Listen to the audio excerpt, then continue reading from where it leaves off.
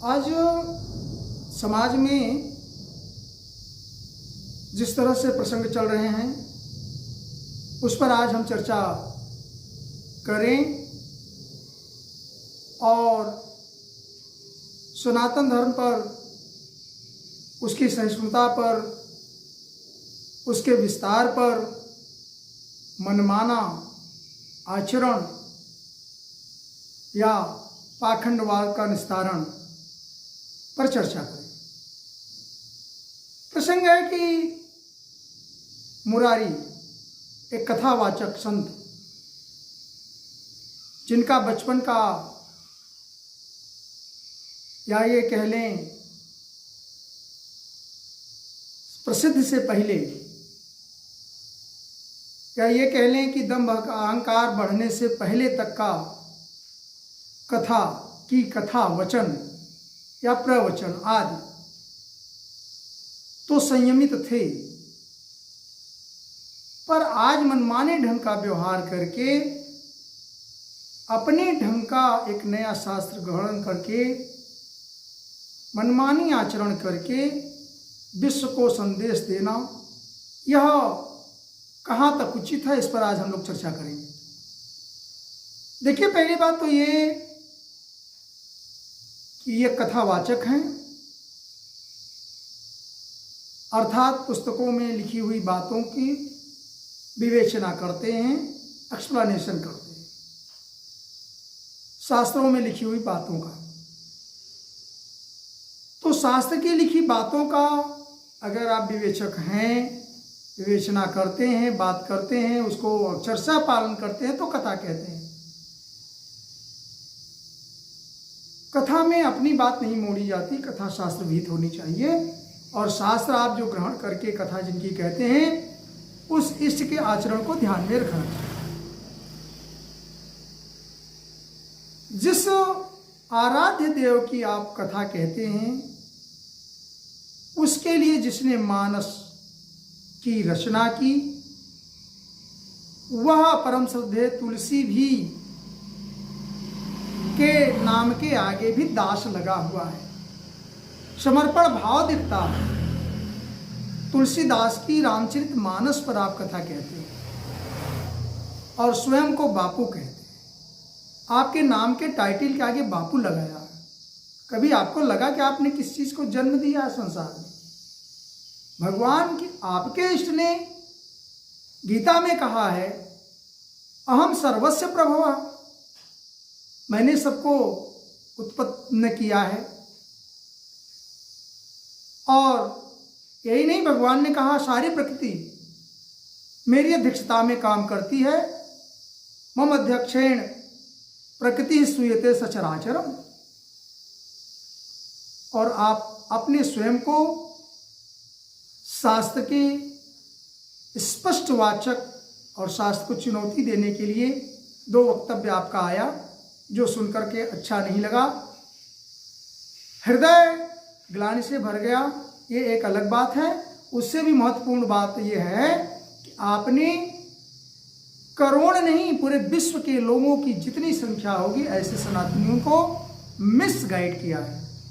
आहत करना, दुख देना, दर्द देना, ये सब अलग बातें हैं, लेकिन भ्रमित करना सबसे बड़ा पाखंड और पाप है। क्योंकि आपने शायद उस इष्ट जिस इष्ट की आप कथा कहते हैं, ऐसे विष्णु की माया से भगवान ब्रह्मा और विष्णु भी अछूते नहीं रहे। नारद जी को भी जीवन का मोह आया, उन्होंने काम भी है कि कामना या अहंकार की बात जो उनसे प्रकट हुई वह भी भगवान ने लेस मात्र उसका अनुसरण नहीं किया, इंतजार नहीं किया और उनकी परीक्षा ली या उनके अहंकार को तोड़ा। इसी तरह से भगवान ने, हो सकता है यह एक विष्णु की माया हो, उसकी माया के बारे में मानस में ही लिखा, शिव चतुरानंद जाहि डेराहि। तो जो उसमें भगवान स्वयं विष्णु की माया में भगवान शंकर और ब्रह्मा आदि बड़े बड़े याज्ञिक लोग, ऋषि मुनि जिस पर पार नहीं पा सके, ऐसी माया को आप क्या उसकी व्याख्या कर सकते हैं? उसके तो उसी में लीन होकर के उसी की याचना करके उसे पाया जा सकता है, उस पर पार पाया जा सकता है, अर्थात उस पर उसका अनुसरण किया जा सकता है। यह बात सही है कि आपकी पत्नी का देहांत हुआ और 3 दिन आपने जो भी क्रियाकर्म होता है पुत्रों के माध्यम से, अन्य बांधवों के माध्यम से करते हुए स्वयं सूतक का परवाह न करते हुए, जो कि सूतक और सूदक हमारे शास्त्रों में इसके लिए अलग अलग पुराण विहित हैं और सारे धर्म ग्रंथों में इसका वर्णन है।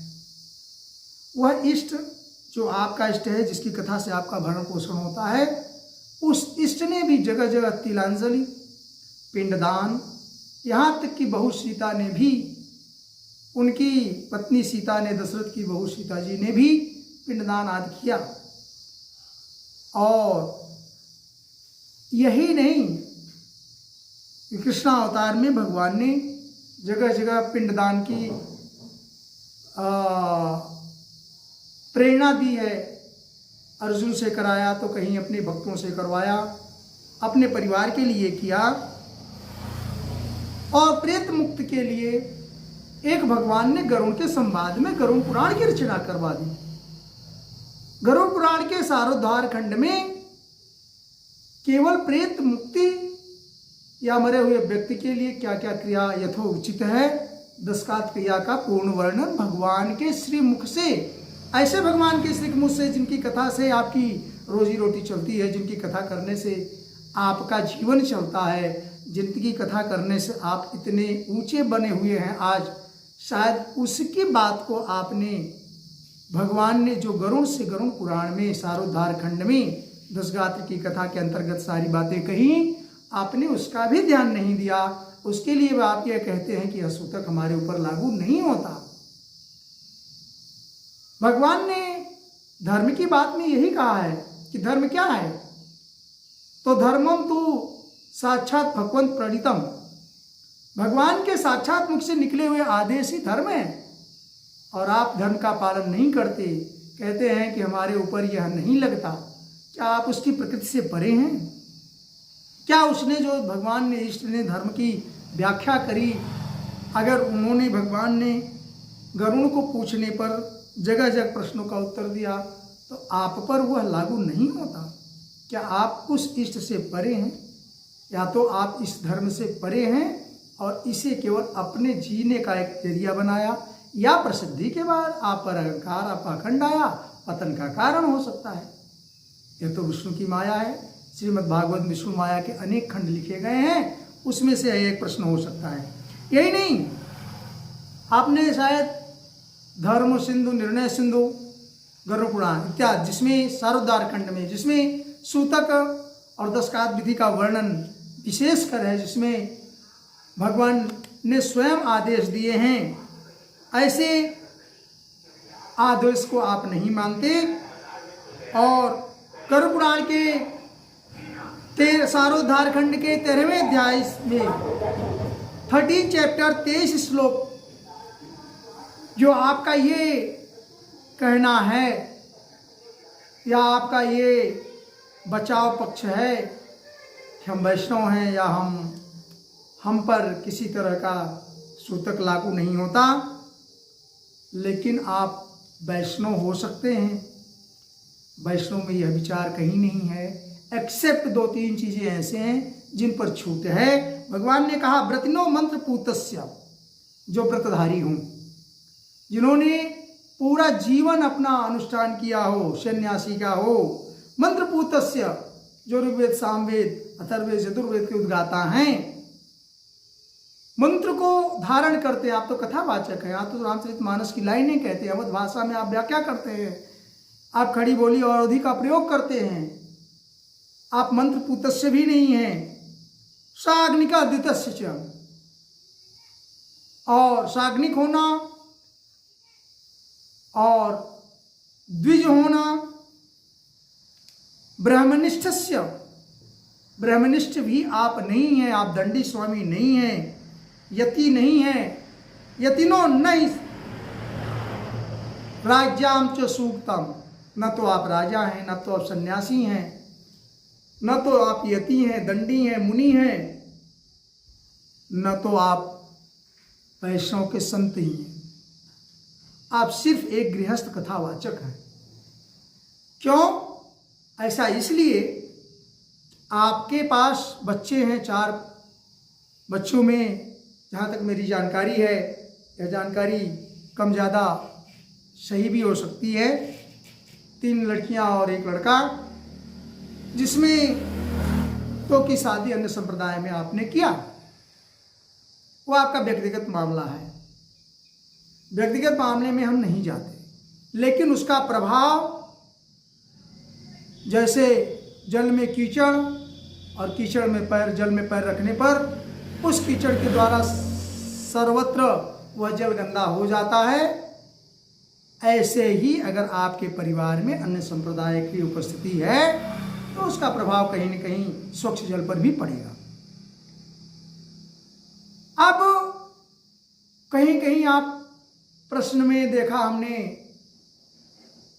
कि बेटी के घर खाने कि कोई क्या फ़र्क पड़ता है, ऐसा एक वीडियो आपका था। बेटी के यहाँ भोजन के लिए लोगों को प्रेरित करते हैं, वह भी ठीक है। आप धर्म नहीं मानते हैं, इसका मतलब सनातन, तो उसकी व्याख्या अपने ढंग से आप कर सकते हैं। ज़्यादा देना कम देना अधिक बात नहीं है, लेकिन मनसः आहरण करना ये सबसे बड़ा पाप है। पर आपने उसे भी सही ठहराया और आप अपने तक उसको सीमित नहीं रखे, क्योंकि आपको उस धर्म में अपनी बेटियों को देने का शायद मौका नहीं मिला, और अगर मिला भी होगा तो आप आचरण वैसा ही करते हैं जैसा आप एक सनातन के अलावा अतिरेक हो वैसा करते हैं, जो हमारे लिए मान्य नहीं है। अब श्री गरुड़ पुराण में यहां तक सूतक में मना किया गया है कि न तो आप कुश का यूज करेंगे, उपयोग करेंगे, क्योंकि कुश के मूल में ब्रह्मा, मध्य में विष्णु और कुश के अग्रभाग में भगवान शंकर का निवास होता है। अर्थात तीनों देवता कुश पर उपस्थित होते हैं। उस कुश का उपयोग भी मंत्र के लिए या उस सूतक काल में वर्जित किया गया। कुश और जल का उपयोग भी वर्जित किया गया। केवल इतना कहा गया है कि मार्जनस मंत्रास्तु मनसोच्चार्य मार्जयित, मन से उच्चारण करके आप मार्जन कर सकते हैं। राम राम कृष्ण कृष्ण गा सकते हैं, साधना चिंतन कर सकते हैं, प्रभु की छवि का आप आरण अंदर भान कर सकते हैं, लेकिन मंत्रों का उच्चारण अपने मुख से नहीं कर सकते। ऐसा यहाँ तक भारद्वाज आचरण आचार्य भूषण में लिखा गया 103 नंबर श्लोक में। और आप सनातन को अपने ढंग से व्याख्यायित करना चाहते हैं। जो आपका एक ये कहना कि हमारे पास भी शास्त्र हैं, तो हमें लगता है कि पुराणों के अतिरिक्त पुराण, उपनिषद और ये जो वेद हैं, जो भगवान की श्वास से निकला हो, स्वाभाविक श्वास से, उन्होंने कोई मेहनत नहीं की उस पर, स्वभाव से जो उनके श्वास से निकला वही वेद है, उसी की व्याख्या पुराणों में है और वही उपनिषद उसी शास्त्र से चलते हैं। इसके अतिरिक्त अगर आपका कोई शास्त्र जिस पर आप व्याख्या करना चाहते हैं तो निश्चित है यह पाखंड है, यह दम्भ है, यह अहंकार है, क्योंकि आप भी उसी सृष्टि के अंदर हैं। तीसरी बात आती है कि गरुड़ पुराण में कई चीजें वर्जित हैं, जैसे कि पिंड देने से जो कुशा यूज उपयोग में किया जाता है, दर्भा पिंडेषु निर्माल्या ब्राह्मणा प्रेत भोजने, जो कुश पिंडदान में उपयोग किया जाता है, ऐसा दर्भ, ऐसा कुश निर्माल्य के योग्य है, उसका पुनः उपयोग नहीं किया जा सकता। और ब्राह्मण प्रेत भोजना, ऐसे ब्राह्मण जो प्रेत का भोजन करते, प्रेत निमित्तक भोजन करते, प्रेतत्व की विमुक्ति 10 गात्र के बाद होती है, 11वें दिन शुद्धि होती है, और 2 दशा है पिंडदान करने के पश्चात वह बांधव शुद्ध होते हैं। और आप तो स्वयं पति हैं, जिसकी पत्नी का उसमें कहना ही क्या है। आपका नाता कितना रहा संसार में ये आप जानते हैं, व्यक्तिगत मामला है, लेकिन आपने इतना भी उचित नहीं समझा कि 10 दिन 11 दिन की अपनी याज्ञिक क्रिया करके, कव्य यज्ञ करके, जिसे हम कव्य यज्ञ कहते हैं, वो भी भगवान विष्णु को समर्पित होता है। उसी राम को समर्पण है वह कव्य यज्ञ, उसी गोलोक को जीव को समर्पण है जिसकी आप कथा कहते हैं। और उसके लिए आप इतनी आसानी से कहते हैं कि हम भी शास्त्र की व्याख्या कर सकते हैं और हम जाएंगे तो ज़्यादा लकड़ी ज़्यादा धुआं होगा। क्या आपको यह घमंड नहीं लगता अपने कहने में? निश्चित है कि यह दंभ का पर्याय है। और यही नहीं, मंत्रा गौस्त्री नीचे चितायाम च हुताशना, और नीच के यहाँ पाली गई गाय, तुलसी आदि भी निर्माल्य योग्य है, अर्थात धर्म काम में लेने योग्य नहीं है। और इतना ही नहीं, चितायाम हुताशना, जो चिता की अग्नि है वह भी निर्माल्य योग्य है, दोबारा उपयोग में नहीं ली जा सकती। यह गरुड़ पुराण में भगवान ने स्वयं गरुड़ से यह बात कही है। भगवान धर्मम तुम साक्षात भगवत प्रणीतम, भगवान ने कहा धर्म मेरे भगवान के आदेश है साक्षात, और आप इस आदेश को नहीं मानते, तभी तो आप श्मशान में किसी की शादी के फेरे लगवा देते हैं। अब आप बता सकते हैं कि उस युगल का क्या हुआ जिसकी शादी आपने कभी कुछ दिनों पहले, कुछ वर्षों पहले कराई है, और वह श्मशान घाट पे श्मशान के फेरों से। वहाँ आपके लोगों का यह कहना कुतर्क है कि श्मशान जैसे शुद्ध स्थान कहीं नहीं है, लेकिन श्मशान वैरागियों के लिए शुद्ध स्थान है, दाम्पत्य जीवन के लिए श्मशान नहीं है। हमने किसी वीडियो में आपका देखा यह बात कि आपके फॉलोअर्स कुतर्की, मूर्ख, मूढ़, पाखंडी लोग ये कह रहे हैं कि ये जो आप ब्रह्मचर्या बापू जी हैं, उनका ये कहना है कि श्मशान से जैसे पवित्र स्थान कोई नहीं है। ठीक है, श्मशान घोरवासियों का है, विशुद्ध चिंतन का है, वैरागियों का है, लेकिन दाम्पत्य जीवन के लिए श्मशान नहीं है। आपने शायद उस परिवार को भी विनष्ट कर दिया जिसके वहाँ आपने फेरे दिलवाए। खैर वो बात की बात है, उसे देखने की बात है। यही नहीं, आपको मंत्र जपना है, प्राणायाम करना है, सूतक के अंदर भीत है, सूतक उस पर प्रभावी नहीं है, लेकिन आप कथा करेंगे, धर्मशास्त्र की व्याख्या करेंगे, धर्म की लाइनों का एक्सप्लेनेशन करेंगे, उस जो वेद, जो शास्त्र भगवान की वांगमय मूर्ति है, उनकी मूर्ति, उसका स्पर्श करेंगे, तो आपको उसके आदेश के अनुसार जो पुराणों में लिखी हुई बातें हैं स्पर्श नहीं करना चाहिए गृहस्थ को, फिर भी आप करेंगे, तो आप इसे अपने स्वयं को क्या कह सकते हैं?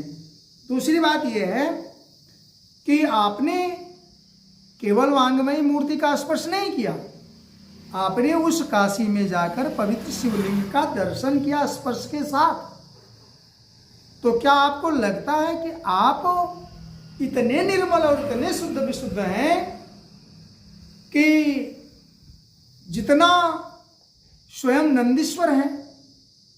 क्योंकि नंदी धर्म के प्रणेता हैं और नंदी भगवान के मुख के आदेश हैं, और नंदीश्वरस्य के लिए आपने यह कह दिया एक लाइन में, हम तो करते हैं, मतलब आप मनमाना करते हैं, आप अपने मन की बात करते हैं और आप केवल पाखंड करते हैं।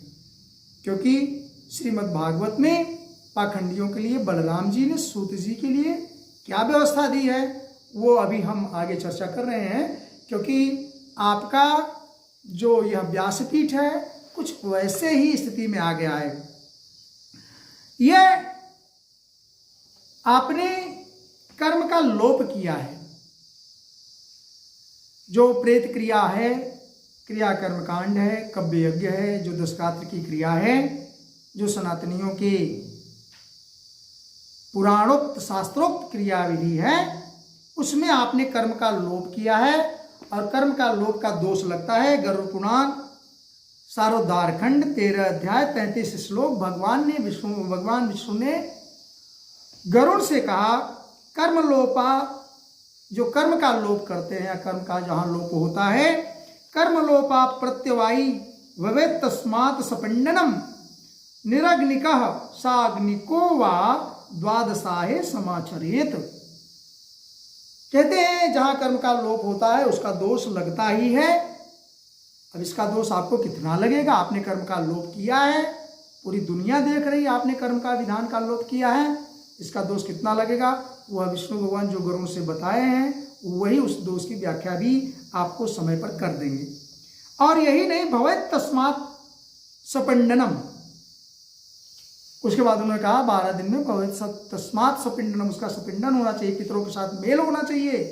निरग्नि का हो, चाहे जो अग्नि वाले हैं अग्नि के साथ फेरे लेते हैं, अग्नि में हवन करते हैं, ऐसे ब्राह्मण हो, चाहे साग्नि का हो, जो हम लोग आप लोग यज्ञ तप करते हैं। आप कौन सी कथा ऐसे करते हैं जिसमें यज्ञ नहीं होता होगा? कौन सी कथा ऐसी है जिसमें आहुति नहीं देते होंगे? तो चाहे साग्निक हो चाहे निरग्निक हो, द्वादशा है तो आप शुद्ध होंगे और द्वादशा के बाद ही आपकी शुद्धि होती। लेकिन आपने वह कर्म का लोप किया है, अर्थात पाखंड किया है। और यही नहीं, जिस मानस की कथा आप कहते हैं, जिस इष्ट की कथा है, कथा कहते हैं, कम से कम उस मानस के तुलसीदास के पारिवारिक परिदृश्य को देख लेते। वो भी गृहस्थ थे, वो भी वैष्णव थे। भगवान श्री राम के दशरथ के पिंडदान की व्यवस्था देख लेते। दशरथ ने और भरत जी ने जितनी क्रियाएं की भगवान ने दशरथ जी के लिए, सीता सहित कुटुंब सहित परिवार सहित, उस पर भी आपको आचरण करना चाहिए था। और जिस सनातनी व्यवस्था ने आपको इतना पनपने का मौका दिया, उस सनातन की व्याख्या आप स्वयं से करना चाहते हैं, न कि पुराणोक्त। अपने स्वयं भगवा कभी धारण नहीं करते और सनातनी चोला पहनते हैं।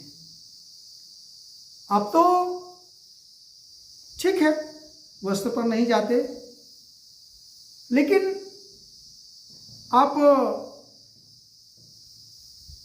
काली कमली वाले जैसा रूप धारण करके चलते हैं। ठीक है, हमारे भैरव बाबा का भी वो पोशाक है, लेकिन भगवा क्यों नहीं है आपके ऊपर? कभी जीवन में आपके वस्त्रों पर सनातन का मुख्य चिन्ह भगवा क्यों नहीं है? या मेरा एक प्रश्न आपसे, क्या है उससे परहेज?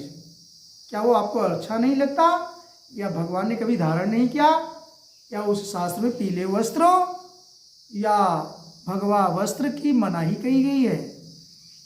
क्योंकि आपके सारे मंच पर, आपके सारे शरीर पे कभी भी सिर्फ काला और सफ़ेद का उपयोग दिया गया। या मेरा प्रश्न है, कौन सी मुश्किल है आपको भगवा या पीला वस्त्र धारण करने पर? इसके साथ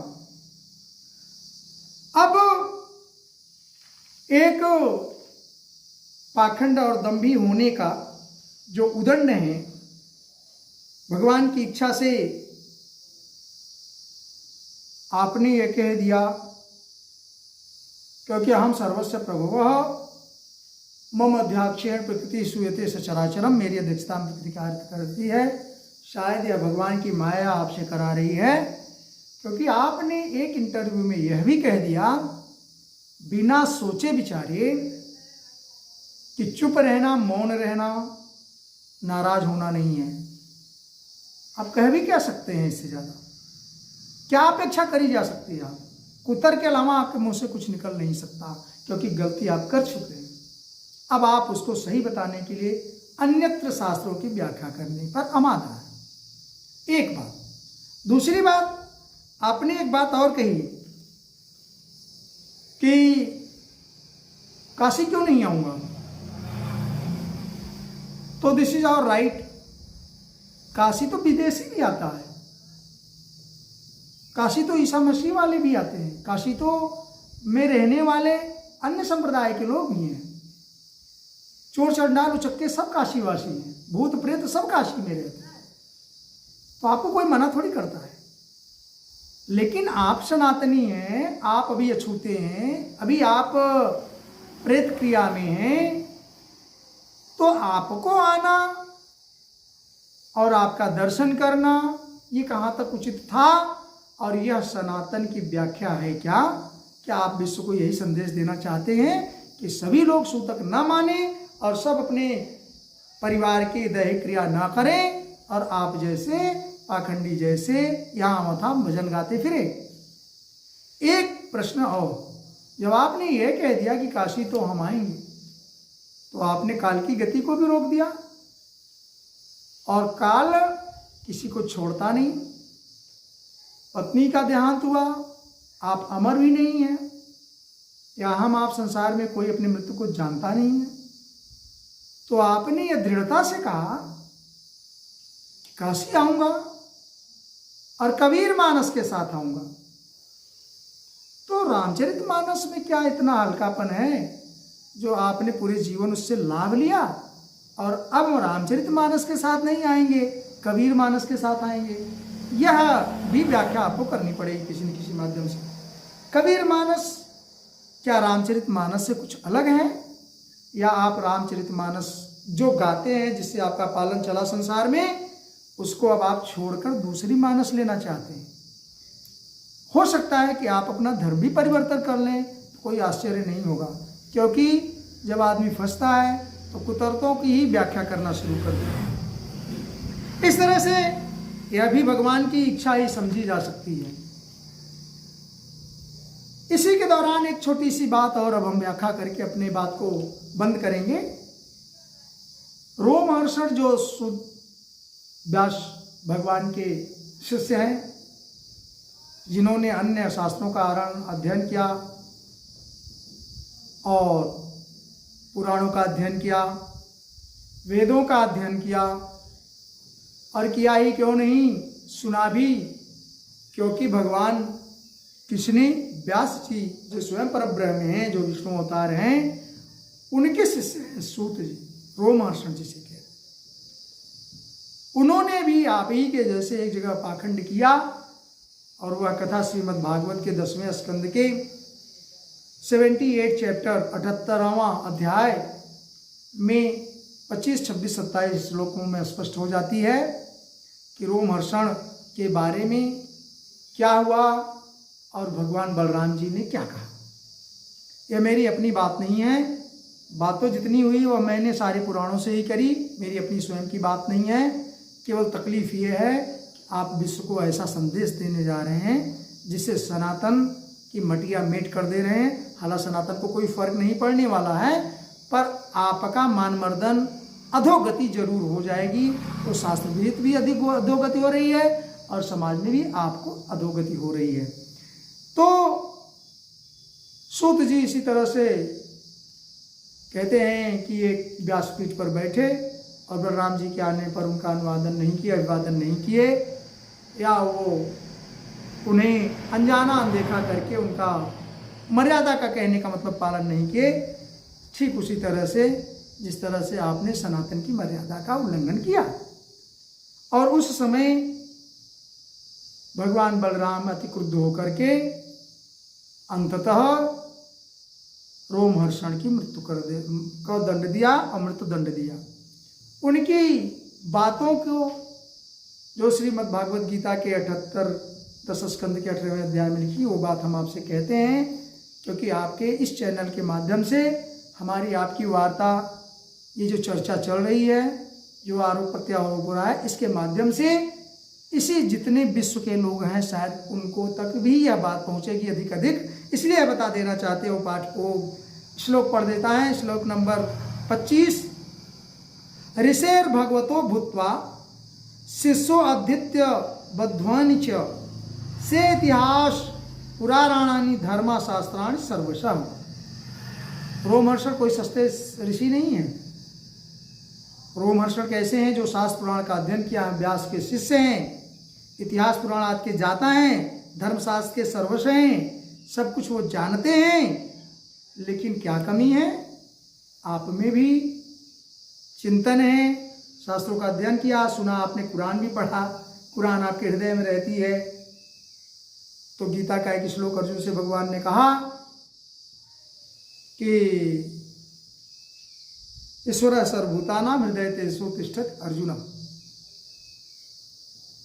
मतलब मैं ईश्वर कृष्ण सारे जीव के हृदय में, हृदय देश में स्थित हूँ। ब्राह्मण्य सर्वभूतानां यंत्रारूढ़ानि माया, तो हमारी यंत्र रूपी माया रूपी यंत्र में ये दुनिया जैसे चल रही है।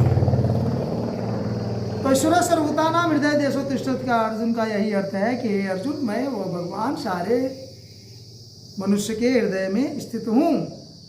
और श्री राम जी के हृदय में कौन निवास करता है पूरी दुनिया जानती है, श्री राम अवतार पूरा परिवार। और आपके हृदय में, आपके वक्तव्य ने कहा कि आपके हृदय में एक कुरान रहती, तो ठीक है, ये आपका मत है। लेकिन आप किसको धोखा दे रहे हैं? स्वयं को कि भगवान राम को कुरान कह के? उनके लिए सारी चीज वही है, हम सर्वस्व प्रभुआ। लेकिन जो सनातनी परंपरा है, जो विश्व के लोग हैं जो आपको सुनते हैं, वो राम के हृदय में, कभी हनुमान के हृदय में कुरान की पुस्तक तो शायद नहीं देखे। श्री राम के हृदय में उन्होंने जब अपना हृदय फाड़ा तो श्री राम अवतार, राम परिवार का दृश्य दिखा। आज तक हम लोग यही देखते चले आ रहे हैं और इसी का वर्णन आया। किसी के हृदय में कुरान नहीं आया, लेकिन आपके एक वक्तव्य में आया कि हमारे हृदय में कुरान, उतनी पवित्र कुरान पढ़ी रहती है। क्या कहना चाहते हैं? अगर आपको नहीं जमता तो इस धर्म से किनारा कर लीजिए, बहुत अच्छा होगा। नहीं तो आप मरने के बाद न इस धर्म के रहेंगे, न उस धर्म में आपकी अंत्येष्टि होगी, न आपको गाड़ा जाएगा, न आपको जलाया जाएगा। यह कटु शब्द है, लेकिन यही यथार्थ है। यही नहीं, अगले श्लोक 26 नंबर में अदान्तस्य विनीतस्य, जो विनीत नहीं है, अदान्तस्य अविनीतस्य वृथा पंडित मानिना, स्वयं को पंडित मानता है, वह मूर्ख है, पाखंडी है। न गुणाय भवन्ति, उसके पास कोई गुण नहीं। इसम नटस्य वाजितात्मना, वाजितात्मन नटस्य, मतलब नर्तकियों की तरह, नटों की तरह, पाखंडियों की तरह यहाँ वहाँ पाखंड करते हुए, गजल गाते हुए, गीत करते हुए अपना धंधा चला रहा है। यह सूत्रोमहर्षण के लिए भगवान ने कहा, राम ने, बलराम जी ने, कि यह पातकी है, अत्यधिक पातकी है। अगला श्लोक, ए तरधे ही लोको अस्मिन नवतारे मया कृता, ऐसे लोगों के लिए ही मेरा इस संसार में अवतार हुआ है। वध्या में धर्म वजिनस्ते ही पातिकनो अधिका। भगवान ने कहा कि ऐसे लोग जो धर्म ध्वजा धारण करते हैं, धर्म की व्याख्या करते हैं, धर्म का गाउन पहनते हैं, धर्म का अनुसरण नहीं करते, वो धर्म के सारे पोशाक को ग्रहण करते हैं लेकिन उसका अनुसरण नहीं करते, धर्म ध्वज धारण करते हैं, वो अत्यधिक पाखंडी और पातकी हैं, पापी हैं और हमारे बदकर्मी लोग हैं। यह लाइन सूत जी के लिए भगवान बलराम ने कहा। अब यह जो जनता सुन रही हो, वह स्कंद नंबर 10 श्रीमद् भागवत महापुराण स्कंद 10 78 अध्याय में रोमहर्षण और बलराम जी के का संबंध, जिसमें सूत की मृत्यु होती है, श्लोक नंबर 26, 27, 28 का अध्ययन करें और ये देखें कि क्या मुरारी बापू जी की समानता उस रोमहर्षण से करी जा सकती है। और अगर करी जा सकती है तो कोई तो बलराम जी हों जो अपनी पूरी लाइनों को पूरा करें, क्योंकि यह अपना तो अनिष्ट किए ही हैं, जिस यजमान के लिए कार्य कर रहे हैं उस यजमान का भी अनिष्ट ही होगा, क्योंकि सूतक पातक ये सारी चीज़ें आप करता हैं, लेकिन जिसके यहाँ कर्म करा रहे हैं उसका अभी सर्वनाश करने के लिए जा रहे हैं। आगे जो भी चीज़ें आएंगी हम आपका उद्देश्य समझते रहेंगे। कमेंट करें और हमारी बातों से असहमति हो तो ये शास्त्र की बातें हमारी अपनी बातें नहीं हैं, लेकिन फिर भी हम इस बात से बेहद खुश हैं कि आपने ऐसे विष्णु की माया में फंस करके, उसी परब्रह्म की माया में फंसकर अपने को अधोगति ला रहे हैं और आपके माध्यम से सनातन का कुछ न कुछ वर्चस्व और प्रभाव और पड़ेगा संसार पे। आपके करने से कम नहीं होगा, लेकिन आप दंड योग हैं। धन्यवाद। जैसे कुछ फॉलोवर्स और स्वयं वो अपनी बात को पुष्ट करने के लिए 3-4 प्रश्न उद्धत किए हैं, जिसको मैं सुना और जिससे मैं आहत हूँ। एक उनका अंधांध भक्त किसी ने यह कहा कि बापूजी तो राम राम राममय हैं, इसलिए उनको जो करना है करने दीजिए, उसमें क्या। तो राम राम तो सब पूरी दुनिया राम नाम सत्य है, घाट पर भी राम नाम सत्य है, संसार में पूरा सर्व खलविदम, तो ये सारी बातें राम राम करना उन्हें लिए मना नहीं है, हमें आपके लिए मना नहीं है, लेकिन शास्त्र की व्याख्या करने बैठे हैं, कथा करने बैठे हैं, इसीलिए यह ठीक नहीं है। दूसरी बात कि जिस पत्नी ने आपने को जीवन दिया उसको आपने 10 दिन भी नहीं दिया, इस पर आपका स्पष्टीकरण चाहिए। माना कि आप वैष्णव हैं, आप सन्यासी हैं, आप जो भी आप पर सूतक नहीं लगता, आप मनमाना शास्त्र करते हैं, लेकिन कम से कम उसकी आराधना के लिए ही आप क्यों 10 दिन नहीं दिए, यह प्रश्न आपके लिए है। क्यों नहीं दिए, क्या देते तो क्या बुरा हो जाता, इसका स्पष्टीकरण सनातनी को दीजिए। दूसरी बात, कथा की बात रही कि मान लीजिए पत्नी की मृत्यु हो गई और करोड़ों फॉलोअर्स वहाँ बैठे हैं, लोगों का धर्म देखना है, लोगों की आशाएं हैं, भक्तों की चिंताएं हैं, प्रोग्राम बड़े मुहूर्त मुश्किल से आता है, तो उस मुहूर्त को नहीं टाला जा सकता या उस कथा को नहीं टाला जा सकता। लेकिन अगर आपकी मृत्यु हो गई होती, आप मर गए होते, तो कथा कौन करता? मुरारी बापू, आपके लिए पूरा प्रश्न है, कटाक्ष है, क्योंकि आपने काल को भी जीतने का प्रयास किया। अगर आपकी मृत्यु हो जाती तो क्या आप यही बात कहते, या क्या आपके फॉलोअर यही बात कहते कि आप कथा सुनाइए? नहीं कहते। या कहते? यह भी प्रश्न आपसे सीधे है और आपके फॉलोअर से है। इसी तरह से आप पूरे संसार को जो दिग्भ्रमित किए उसमें क्षमा का पाखंड न करें। आपसे गलती हुई बस वहीं साइलेंट हो जाइए, अर्थात अगर आपसे बन सके इस धर्म को त्याग कर आपको जो उचित लगे अपना धर्म बना लीजिए। जय श्री कृष्ण, जय श्री माधव।